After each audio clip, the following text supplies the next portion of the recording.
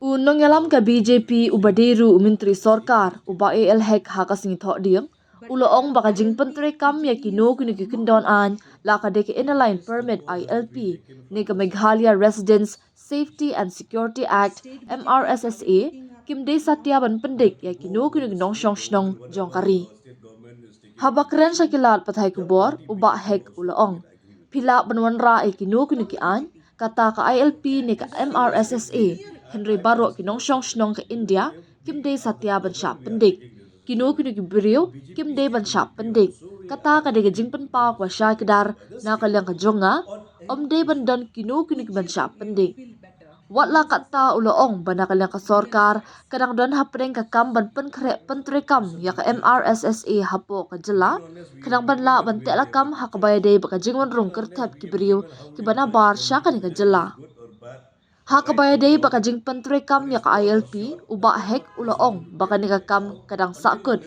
haka jing shimra jo ka sorkar pedeng. Kayeng dor bar tauan ke jela kelada ban menjor ya ka resolution house nam arjar kat kendai haka ba kala kerpat ya ka sorkar pedeng bakan pyntrikam no ya ka ILP haka jela. Uni unong alam ka BJP uloong bana kalyang ka parti haka jela ka ay ka jingkershan ya ka rajo ka sorkar jela ban pentikna ban pyntrikam ya ka ILP hapok jela. Haba keli la ka MRSSA ka kamla ban trekam bha ban ya ka ILP uba Hek uloong ba umde satya ubri ubala ban bishar hapdeng kini ki arteli. Tat hadien bangila pyntrikam ya ki ya tho hanga kumnongin bishar la ka nu ka bakham bha bat kham sniu. Kadai ka bomla ban long ban ya tho lupa tat hadien bala pyntrikam ya ki ula ban ram. Government, they are in the job for reintroducing the MRSSA in the state of Meghalaya. See, that is, the call has to be taken from the central government on this issue.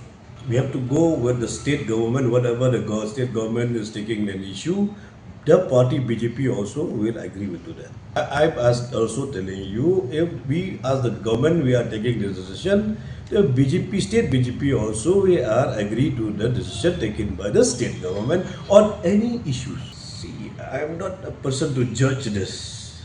Until unless we implement, then we'll be able to judge. Until unless we implement, how we will judge? Tell me whether it is good or bad, or right or wrong, or is tall or short. That is not possible to tell you right now. Until unless we taste the whatever mechanism we are introduced. It's simple.